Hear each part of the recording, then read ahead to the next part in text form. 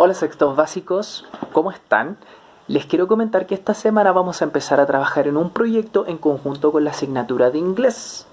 Más adelante les voy a ir explicando en qué va a consistir esto, pero en esta clase vamos a trabajar y vamos a explicar tres conceptos con sus definiciones con los cuales los vamos a utilizar para poder realizar este proyecto. Estos tres conceptos, hay uno de ellos que ustedes ya lo conocen, que es el ser contemporáneo. También tenemos el entorno cultural y la ciudad. Estos tres conceptos nos van a ayudar a abarcar todo lo que vamos a ver en este proyecto, por ende tienen que poner atención.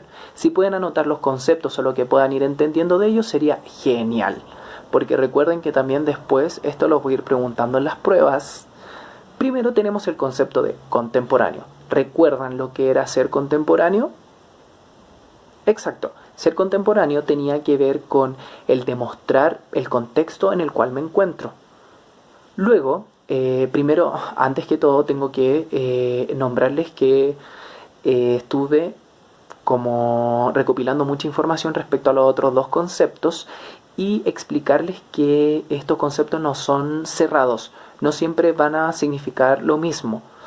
¿Por qué digo esto? Porque constantemente aparecen como nuevas personas que investigan sobre estos conceptos y dan sus ideas respecto a esto.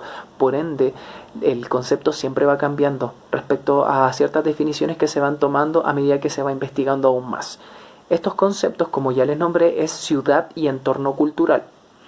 Respecto a todo lo que investigué, hice una pequeña síntesis de lo que, cómo se definen estos dos conceptos y se los voy a leer. Bueno, primero tenemos el concepto de ciudad, que es el conjunto de personas organizadas bajo normas y aspectos sociales que residen en un espacio urbano.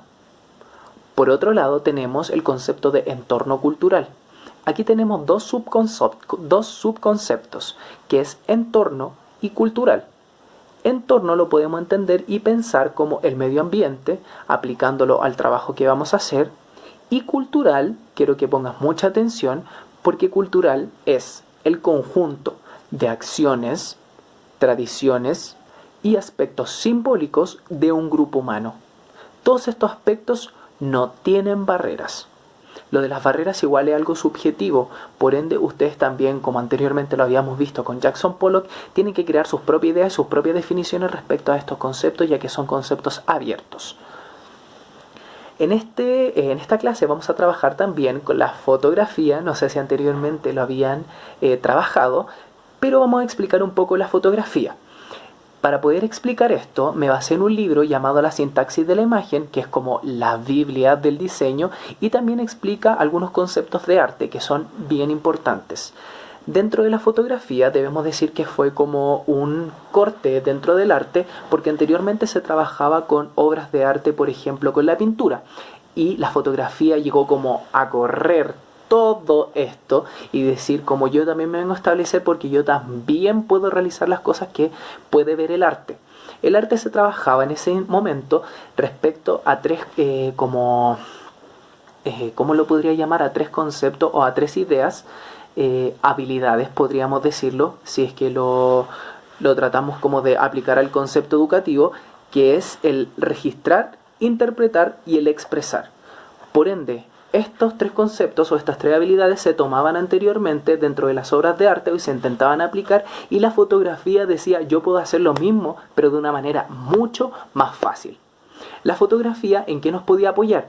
Que con ella podríamos descubrir lo que no vemos o lo que siempre estuvo ahí y nunca fuimos conscientes porque a lo mejor nunca lo vimos o nunca le pusimos la atención necesaria. Entonces, por ende, eso es lo que la cualidad de la fotografía que la hace importante y por eso crea como un corte dentro de la historia del arte.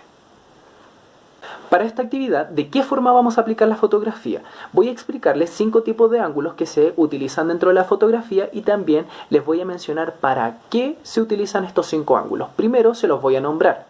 Tenemos el ángulo cenital, tenemos el ángulo picado, el ángulo a nivel o normal, contrapicado y el ángulo nadir. Se los voy a explicar en este momento mediante un ejemplo para que lo puedan entender y también les voy a explicar para qué sirve cada ángulo. Para explicar los tipos de ángulos y para qué sirve cada uno tenemos acá nuestro modelo. Vamos a empezar a explicar los ángulos desde arriba hacia abajo. Entonces, primero teníamos el ángulo cenital. El ángulo cenital sirve para poder especificar y también para poder describir. El ángulo cenital es el siguiente. De esta forma, es decir, ver las cosas de arriba. El siguiente ángulo es el ángulo picado, en el cual se ven las cosas hacia abajo o, como dice el nombre, en picada. Este ángulo sirve para poder restar importancia y también en un concepto que es en la profundidad visual. Luego tenemos el ángulo normal o a nivel. Este ángulo sirve para dar estabilidad y tranquilidad. Luego tenemos el ángulo contrapicado. Recuerdan que el picado era verlo así. Es lo mismo, pero desde abajo. ¿Para qué sirve este ángulo? Para darle mayor importancia a los objetos. Y finalmente tenemos el ángulo nadir, para dar grandeza y también ser algo más extremo, que sería este.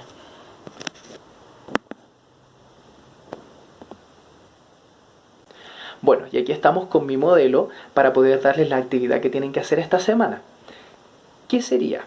Tienen que buscar un objeto, el que ustedes quieran, el que más la acomode, y tienen que llevar a cabo la fotografía, pero en 3 ángulos distintos, de los 5 que vimos. Es decir, a su objeto le va a sacar 3 fotos desde distintos ángulos. Solamente eso por esta semana. Cualquier duda o consulta, recuerden escribir acá abajo en Classroom. Si tienen algún comentario respecto a la clase, también lo puede hacer porque a todos nos sirve. Me pueden consultar por WhatsApp o también me pueden enviar un correo. Que estén muy bien.